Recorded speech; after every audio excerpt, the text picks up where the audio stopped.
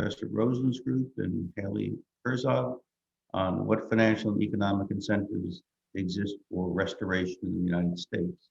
So we'll do this third one, and then we'll take a 5-minute break after. Okay. Let's see if this is going to work. Okay, there we go. Oops. Hello, everyone. I'm Hayley Herzog, and today I will be presenting on behalf of my group on our capstone project developed with our client, the World Resources Institute, that explores financial incentives for land restoration in the United States. Today, I will highlight background on the problem of land degradation, followed by an overview of land restoration. Then I will introduce our project, including our client, WRI. I will also discuss our methodology, and finally, I will highlight key findings from our project.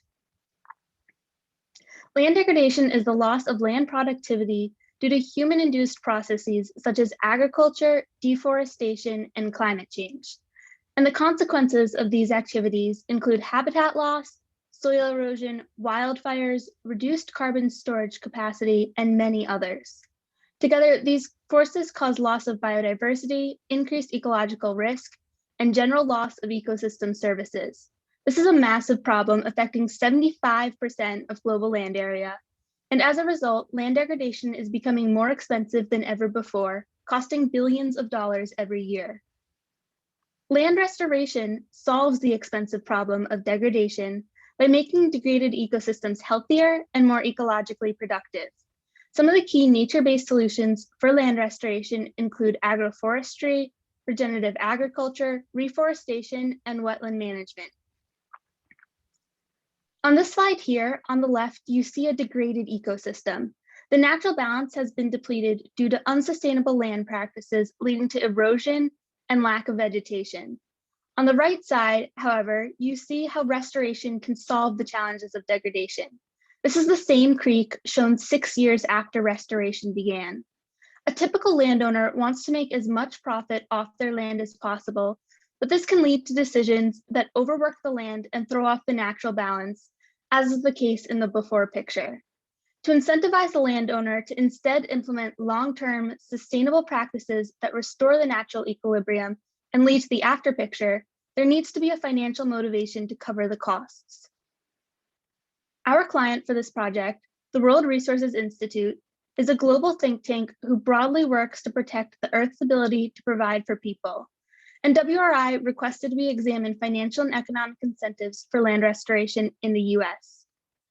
We are specifically working with WRI's Global Restoration Initiative. The Global Restoration Initiative aims to accelerate the movement to restore degraded lands around the globe. Prior projects have examined restoration policies in Asia, Africa, and Latin America. But our project now marks the beginning of this initiative's research into the US in order to explore restoration legislation from a wealthy nation. WRI requested that we provide a synthesis of policies with incentives for landscape restoration, and they will use these policies as an input to develop an English language policy identification framework. This framework will allow WRI to search and identify relevant restoration incentives, and ultimately it will be scaled and adapted for use in other countries. To provide WRI with the basis for this work, this semester we built a database of relevant US policies, designed a framework to organize the policies based on keywords, and conducted an analysis across 3 US states to highlight restoration incentives across the US. To research and analyze restoration policies, our methodology began with a literature review of relevant policies and programs at the state and federal levels. And then we conducted interviews with subject matter experts and built our policy analysis, the framework for our policy analysis. Based on our research and WRI's interests, we refined the scope of our project to focus on policies incentivizing private landowners in California, Maryland, and Colorado. We focused on these states because our research indicated that they all have successful restoration policies in place, but different geographies and representative of different US regions and different ownership patterns, allowing us to compare them. Using Maryland as an example, I will further explain why we chose this research scope and explain our analysis process. We focused our research on non-government owned private lands because the majority of US land is privately owned, and our research highlighted that explicit and identifiable incentives for restoration are directed toward private lands. And also because WRI requested we highlight innovative policies which focused on private incentives and markets. For example, in Maryland, 87% of land is privately owned, and Maryland's nutrient trading program is a market-based policy that has been recognized for its innovative approach. This program works by providing farmers with credits to implement conservation efforts that lead to restoration beyond a baseline requirement. The farmers can then sell their credits to other entities that need them. For each state, we identified 20 policies that similarly incentivize restoration across different rural land covers and in response to multiple degradation threats. For example, again, in Maryland, policies that incentivize wetland restoration were particularly relevant because Maryland is home to the Chesapeake Bay, which is the largest estuary system in the United States. Within the 20 policies, we identified federal level policies, including multiple policies that affect all 3 states, such as initiatives authorized by the Farm Bills, including the Environmental Quality Incentives Program, which incentivizes agricultural producers to improve ecosystem and land quality through cost sharing and technical assistance. And we also identified state level policies, such as Maryland's Nutrient Trading Program. Based on our policy analysis, we found the most common incentives to be first, technical assistance, second, government grants, and third, cost sharing. And I will now explain each of these incentives with an example of a policy we identified that uses that incentive. Technical assistance is a non-financial assistance, but still saves the targeted entity resources by providing skills, knowledge, or physical tools that they would otherwise have to purchase to conduct restoration activities. For example, technical assistance is used in the California Forest Improvement Program, which was enacted in 1978 to address the enormous and urgent threat of wildfires. Through this program, the California state government provides the preparation of a forest management plan and aid and supervision for forest thinning and other reforestation activities. Additionally, we found that technical assistance is often used in policies in coordination with another more explicit financial incentive, and this program also uses cost sharing, which I will define in a moment. Government grants are a form of direct financial assistance from the government to broadly fund the costs of restoration. Grants are used by the Great Outdoors Colorado program, which was authorized in 1992 and uses proceeds from the Colorado State Lottery to fund broad restoration work across the state. Eligible entities apply for grants on behalf of private landowners who then use the money to fund restoration projects. Cost sharing is another form of direct financial assistance, but typically does not cover 100% of costs, leaving the landowner then responsible for a portion of those costs. For example, cost sharing is used in Maryland's Agricultural Water Quality Cost Share Program. Before this program was enacted in 1982, farmland management practices led to soil erosion, unbalanced soil nutrients, and threatened local water.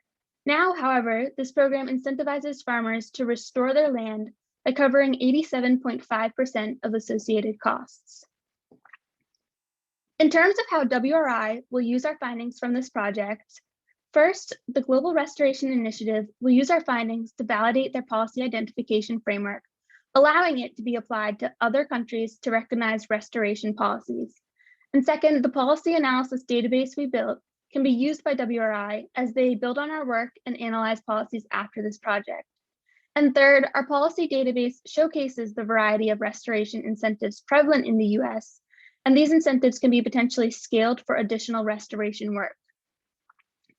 Our main findings from this project are that technical assistance, government grants, and cost sharing are common mechanisms to incentivize private landowners in rural settings to implement land restoration measures.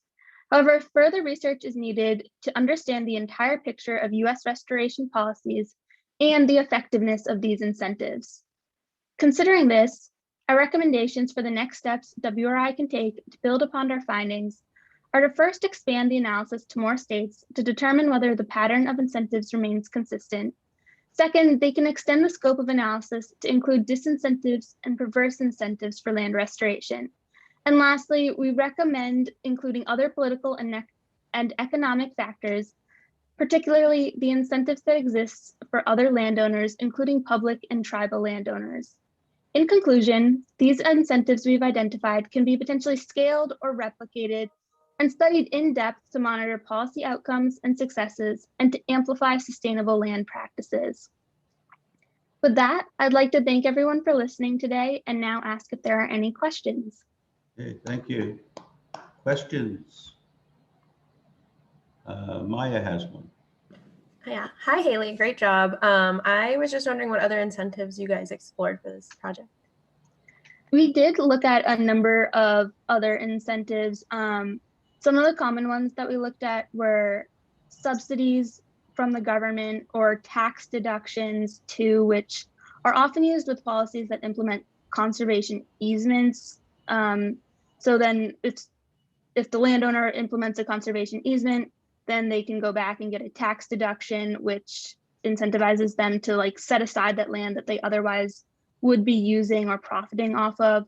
There's also credits like I briefly discussed in the Maryland Nutrient Trading Program. Fines are somewhat less common in the policies we looked at, but definitely still used. Supplies too, there's a number that we looked at, but far and away, technical assistance, grants, and cost sharing were the most common. Okay, Rachel? Hi, Hayley. Thank you for that presentation. I was wondering if you found any distinctions between the three main states that you looked at in terms of which incentive, if some incentives were more common in some states or if some incentives seem to work better in some states than others. So we did see a slight difference. In all three states, the three incentives, grants, technical assistance, and cost sharing, most common. In Colorado and California, it was the same order as overall. So first technical assistance, then grants, then cost sharing. In Maryland, I believe grants were most common and then technical assistance. We did not look into a reason for this or the effectiveness. It would be interesting definitely in the future to examine that, but our project did not include that scope, but thank you. Thank you, Haley. Other questions? Okay, if we have none, then we'll thank Haley and the group. Congratulations, good job.